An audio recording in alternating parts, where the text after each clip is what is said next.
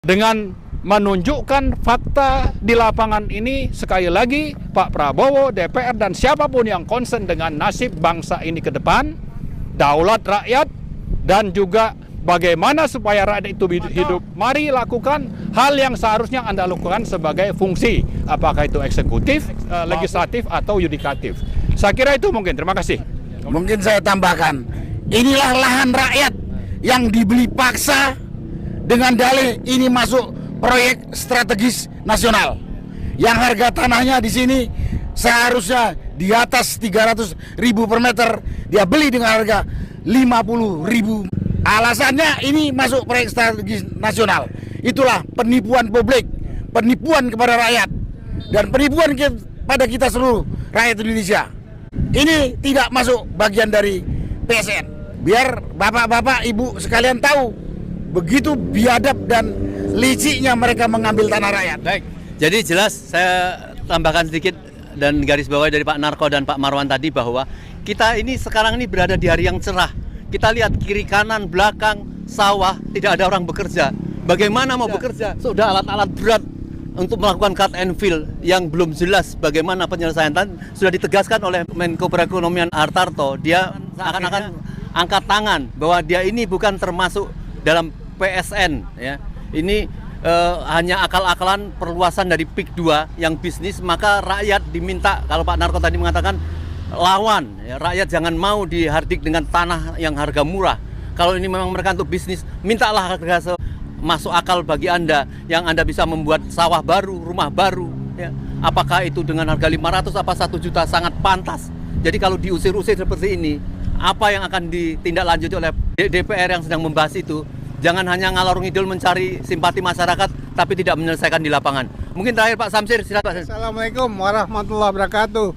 Ya, memang tadi disampaikan oleh Pak Narko, Bang Marwan maupun Om Lim. Kalau di belakang kita ini, ya memang masih banyak alat-alat berat. Kiri kanannya itu masih kelihatan itu bekas-bekas sawah produktif.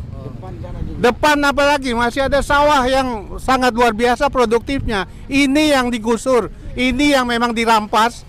Kalau tadi udah disampaikan PSN PIK 2 itu, PSN PIK 2 itu yang ada sebenarnya di Kosambi maupun Teluk Naga.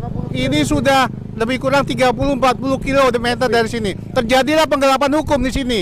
Yang masyarakat yang memiliki hak terhadap lahannya ini hanya dibayar, dirampas haknya dengan memberikan ganti rugi sebesar 35.000 sampai 50.000. Sedangkan per meter persegi. Sedangkan kalau dia menghasilkan setahun 2 kali panen, itu jauh lebih besar dari itu. Dan tentunya kita yang sibuk-sibuk mikirkan impor beras, kalau sebenarnya lahan-lahan produktif ini kita manfaatkan dengan sebesar-besarnya, tentunya hal seperti itu ya tidak akan terjadi di negara kita ini. Jadi agar pemerintah cabut PSN PIK 2, usut semua yang terlibat dalam perampasan hak ini.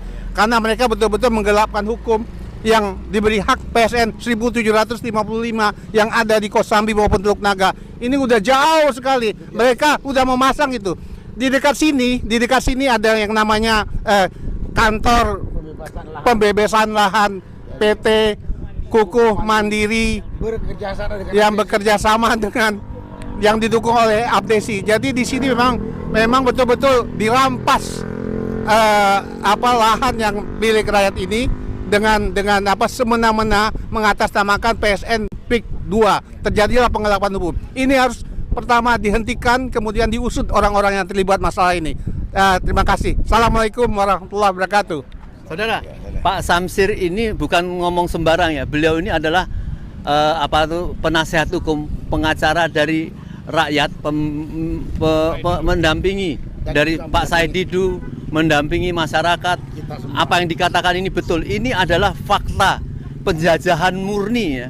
Dulu Belanda berdarah-darah untuk menjajah Indonesia. Sekarang para pengkhianat mengambil tanah lahan rakyat, tanah pemerintah dengan menginjak-injak, dengan mengatur, menyogok para penguasa. Seperti dikatakan tadi, ada kantor Abdesi di sini, yang itu entah kantor calo atau kantor pembebasan, kita nggak mengerti.